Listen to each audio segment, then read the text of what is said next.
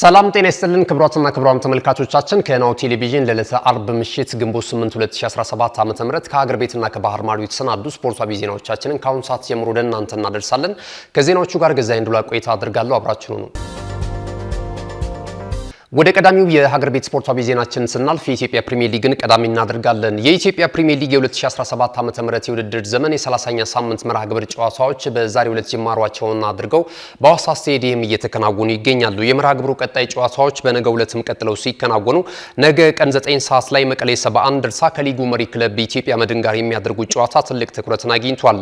ኢትዮጵያ መድን ይህንን ጨዋታ ድል ካደረገ የበለጠ ወደ ሊጉ የዋንጫ ክብር እየተጠጋ የሚሄድበትንም እድል የሚያመቻቸው መቀሌ 71 እንደርታ አሁን ከሚገኝበት ወራጅ ቀጠና ስፍራ ለመውጣትና በፕሪሚየር ሊጉ በቀጣይ ዓመት ተሳታፊ መሆኑን የበለጠ ለማረጋገጥ በዚህ ጨዋታ ላይ ከፍተኛ ፍልሚያ ያደርጋል ተብሎ ይጠበቃል።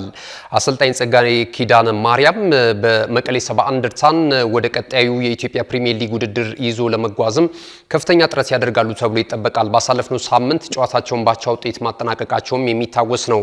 አሁን ላይ መቀሌ 71 እንደርታ 15ኛ ደረጃ ላይ የሚገኝ ሲሆን ተጋጣሚው ክለብ ኢትዮጵያ መድን ደግሞ በ57 ነጥቦች የሊጉን የደረጃ ሰንጠረዥ በቀዳሚነት እየመራ ይገኛል።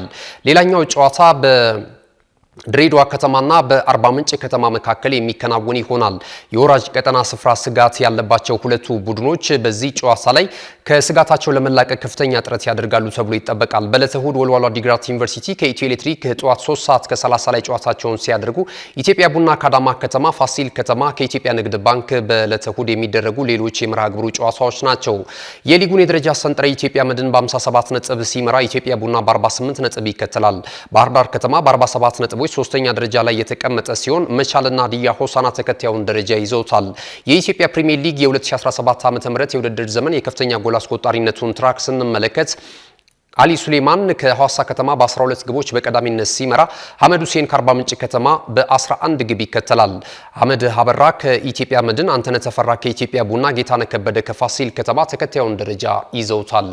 ካሽጎ በየትኛውም ዓለም ሆነው በማንኛውም ሰዓት ለወገኑ የሚደርሱበት ፈጣን የገንዘብ መላኪያ ተከፈተሎ። ማስተርና ቪዛ ካርዶን በመጠቀም ከ5 እስከ 20 ዶላር የሚልኩበት አዲስ የገንዘብ መላኪያ መንገድ። ካሽጎን ለየት የሚያደርገው የትኛውም የገንዘብ ዝውውር በፍጥነት አገልግሎት ከመስጠቱም ባሻገር ለማንኛውም አገልግሎት ምንም አይነት ክፍያ አለመጠየቁ ነው። በሀገራችን ታሪክ ገንዘብን ከውጪ ወደ ሀገር ቤት በማስተላለፍ በመተግበሪያ መልክ አገልግሎት መስጠት የጀመረው የመጀመሪያው ሀገር በቀል የገንዘብ መላኪያ ዘዴ ካሽጎ ከ4500 በላይ ባሉ የባንክ ቅርንጫፎች አገልግሎት እየሰጠ ይገኛል። ገንዘቦን በሰኮንዶች ልዩነት ውስጥ ይፈልጉ በአካውንቶ ወይንም በእጆ ቆጥረው የሚወስዱበት ልዩ ዘዴ። በቅርቡ ሁሉንም ኢትዮጵያዊ ባለቤት ለማድረግ ጉዞ የጀመረው ካሽጎ ዛሬውኑ መተግበሪያውን በስልኮ ላይ በመጫን የአገልግሎቱ ተጠቃሚ ሆኑ። ፍጥነት መለያችን፣ ኢትዮጵያን መክፈቻችን፣ ካሽጎ ነው መላኪያችን። ካሽጎ የአዲሱ ትውልድ ብራንድ። ክቡራትና ክቡራን ተመልካቾቻችን ዜናዎቻችን እንደቀጠሉ ናቸው። ቀደም ሲል የሀገር ቤት ስፖርታዊ ዜናን ወደ እናንተ አደርሰናል። ከዚህ ሰዓት ጀምረን ከባህር ማዶ የተለያዩ የወሬ ምንጮች ያገኘናቸውን ስፖርታዊ ዜናዎችን ወደ እናንተ የምናደርሰው የእንግሊዝ ፕሪሚየር ሊግን መነሻችን እናደርጋለን።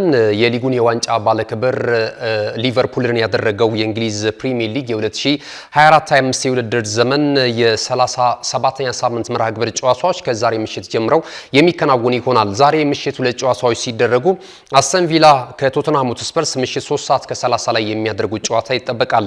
በተለይ አስተን ቪላ የአውሮፓ ቻምፒየንስ ሊግ የቀጣይ ዓመት ተሳትፎ ስፍራን ይዞ ለማጠናቀቅ በዚህ ጨዋታ ላይ ከፍተኛ ፍልሚያ ያደርጋል ተብሎ ይጠበቃል። በአሰልጣኝ ዩናይ ኤምሬ የሚመሩት አስተን ቪላዎች አሁን ላይ በ63 ነጥቦች 6ኛ ደረጃ ላይ የሚገኙ ሲሆን ይህን ጨዋታ ድል ካደረጉ የበለጠ ወደ 4ኛ ደረጃ የመጠጋት እድላቸውን ማመቻቸት የሚችሉ ይሆናል ተብሎ ይጠበቃል። በሌላ በኩል ተጋጣሚያቸው ክለብ ቶተንሃም ሆትስፐርስ የፊታችን ረቡዕ የኢሮፓ ሊግ የፍጻሜ ጨዋታ ከዩናይትድ ጋር ስለሚያደርግ በዛሬው ጨዋታ ላይ ወሳኝ ተጫዋቾቹን ሊያሳርፍ እንደሚችል መረጃዎች እየጠቆሙ ይገኛሉ። በ30 ደቂቃ ዘግይቶ የሚጀምረው የቼልሲና የማንቸስተር ዩናይትድ እንደዚሁ በስታንፎርድ ብሪጅ የሚከናወን ይሆናል። በተመሳሳይ ሁኔታ ቼልሲዎችም በአውሮፓ ቻምፒየንስ ሊግ የውድድር መድረክ የተሳትፎ ስፍራን ይዞ ለማጠናቀቅ በዚህ ጨዋታ ላይ ከፍተኛ ፍልሚያ ያደርጋሉ ተብሎ ይጠበቃል። እንደ ቶተንሃም ሆትስፐርስ ሁሉ የፊታችን ረቡዕ ከራሱ ከቶተንሃም ሆትስፐርስ ጋር የአውሮፓ ሊግ የፍጻሜ ጨዋታ ያለባቸው ቀይ ሰይጣናቱ ማንቸስተር ዩናይትዶች በዚህም ጨዋታ ላይ ወሳኝ ተጫዋቾቻቸውን ያሳርፋሉ ተብሎ ይጠበቃል። ወሳኙ ጨዋታ የሚሆነው በዛሬው ዕለት ቼልሲ ከዚህ ጨዋታ ወሳኙን 3 ነጥብ ማሳካት ከቻለ የበለጠ ነጥቡን ወደ 66 ከፍ በማድረግ ሁለተኛ ደረጃ ላይ መቀመጥ የሚችልበትንም እድል ለጊዜውም ቢሆን ማመቻቸት ይችላል ተብሎ ይጠበቃል። ሌሎች ጨዋታዎች በዕለተ እሁድ ቀጥለው ሲከናወኑ ኤቨርተን በሜዳው ጉዲሰን ፓርክ ስቴዲየም መውረዱን ያረጋገጠውን ሳውዛምፕተንን ቀን 8 ሰዓት ላይ ይገጥማል። ዌስትሃም ዩናይትድ ከኖቲንግሃም ፎረስት፣ ብሬንፎርድ ሲቲ ከፉልሃም እንደዚሁ በዕለተ እሁድ የሚደረጉ ሌሎች ጨዋታዎች ናቸው። አመሻሽ 12 ሰዓት ላይ የዕለቱ መርሃ ግብር ማሳረጊያ የሆነው በኤምሬትስ ስቴዲየም የሚከናወነው የሰሜን ለንደኑ ክለብ አርሰናል ከኒውካስል ዩናይትድ ጋር የሚያደርጉት ጨዋታ ተጠባቂ ሆኗል። በሁለቱ ቡድኖች መካከል ያለው የነጥብ ልዩነት 2 ብቻ መሆኑን ተከትሎ ይህንን ጨዋታ የበለጠ በእግር ኳስ ቤተሰቡ ዘንድ እንዲጠበቅ አድርጎታል።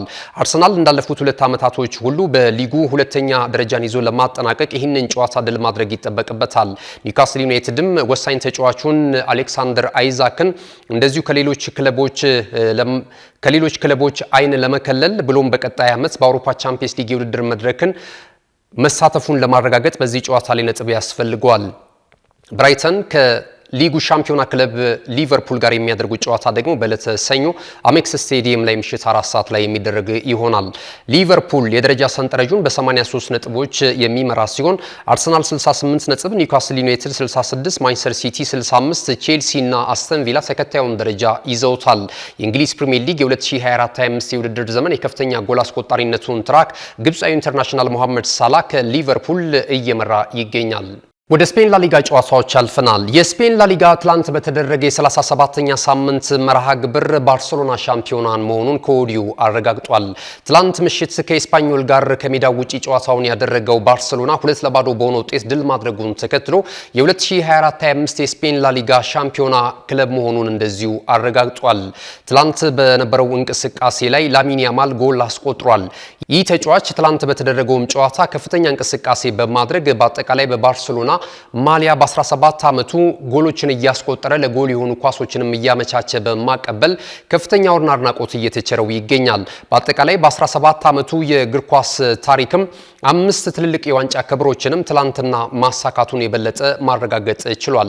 2 የላሊጋ፣ 1 የስፔን ኮፓ ዴላሬ የስፔን አሸናፊዎች አሸናፊና የአውሮፓ ዋንጫን ከስፔን ብሔራዊ ቡድን ጋር ማሳካቱም የሚታወስ ነው።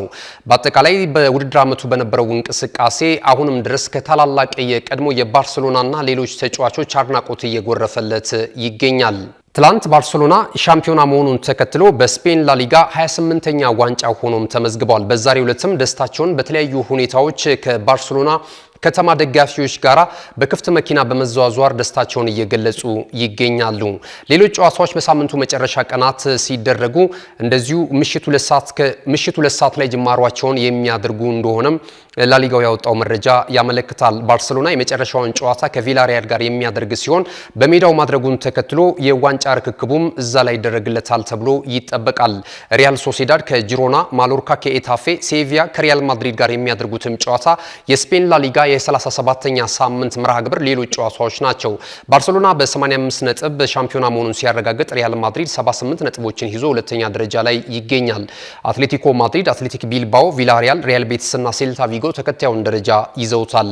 ወደ ጣሊያን ሴሪያ ጨዋታዎች ስናልፍ ደግሞ እንግዲህ ከአውሮፓ ታላላቅ 5ቱ ሊጎች መካከል በብቸኝነት የቀረውና ሻምፒዮናውን ያላሳወቀው የጣሊያን ሴሪያ ከነገ ጀምረው የሚከናወኑ ይሆናል። ነገ በተመሳሳይ ምሽት 3:45 ላይ 10ሩም ጨዋታዎች እንደሚከናወኑ የደረሱን መረጃዎች ያመለክታሉ። በዚህም መሰረት ጄኖዋ ከአታላንታ ጋር ምሽት 3:45 ላይ ጨዋታቸውን ሲያደርጉ በዚሁ ሰዓት ላይ ዩቬንቱስ ባሊያዝ ዩዲኒዜን ያስተናግዳል። የሊጉን ዋንጫ የማንሳት እድሉ ያለው ኢንተር ሚላን ደግሞ እንደዚሁ ሳንሴሮ ላይ ላዚዮን ያስተናግዳል። ቬሮና ከኮሞ፣ ፊዮሬንቲና ከቦሎኛ፣ ሮማ ከኤስ ሚላን የሚያደርጓቸው ጨዋታዎች ትኩረትን ያገኙ ሲሆን በይበልጥ የደቡብ ጣሊያኑ ክለብና የሊጉን የደረጃ ሰንጠረዥ በቀዳሚነት እየመራ የሚገኘው ናፖሊ ከሜዳው ውጪ ተጉዞና ፓርማን የሚገጥምበት ጨዋታ ትልቅ ትኩረትን አግኝቷል። የደረጃ ሰንጠረዡን ሁለቱ ክለቦች ሻምፒዮና ለመሆን እየተፋለሙ የሚገኙ ሲሆን ናፖሊ 78 ነጥቦችን ሰብስቦ በቀዳሚነት ይመራል። ኢንተር ሚላን በ77 ነጥብ ሁለተኛ ደረጃ ላይ የተቀመጠ ሲሆን አታላንታ፣ ዩቬንቱስ፣ ላዚዮ እና ሮማ ተከታዩን ደረጃ ይዘውታል። ውድ ተመልካቾቻችን ከናሁ ቴሌቪዥን ለዕለተ ዓርብ ምሽት ግንቦት 8 2017 ዓ.ም ከሀገር ቤትና ከባህር ማዶ የተሰናዱ ስፖርታዊ ዜናዎቻችን ይህንን ይመስሉ ነበረ። ስለተከታተላችሁ እናመሰግናለን። ከዜናዎቹ ጋር ገዛይ እንዱላ ቆይታ አድርጌያለሁ። መልካም ጊዜ ይሁንላችሁ። እነሆ የምስራች የ10 አየር መንገድ የበረራ ትኬት ለውድ ደንበኞቹ በተቀላጠፈና አስተማማኝ በሆነ መንገድ እያቀረበ ያለው። በዚህም በደንበኞቹ የተመሰገነው ጉዞጎ አሁን ደግሞ ተደራሽነቱን በማስፋት ተጨማሪ ባንኮችን በማካተት ለውድ ደንበኞቹ የበለጠ አስተማማኝ ለመሆን ችሏል። የጉዞጎን አፕሊኬሽን ከአፕ ስቶር ወይም ከፕላይ ስቶር በማውረድ የመነሻና የመድረሻ ከተማዎትን መርጠው ዋጋ አወዳድረው የሀገር ውስጥም ሆነ ዓለም አቀፍ በረራ ማድረግ ካሰቡ የበረራ ትኬቶን ክፍያ በአቅራቢያው በሚገኙ ባንኮች አንድም በአካል በመሄድ ወይም በኦንላይን የክፍያ አማራጮች ክፍያዎትን በመፈጸም የበረራ ትኬቶን በእጅ ያስገቡ። ከዚህም በተጨማሪ እንደ ሁል ጊዜው ወደ ጉዞጎ የጥሪ ማዕከላችን 7473 በመደወል ከሙሉ የበረራ መረጃ ጋር የ24 ሰዓት የትኬት አገልግሎት ማግኘት እንደሚችሉ ስናበስሮ በታላቅ ደስታ ነው። ለበረራዎ ጉዞጎ።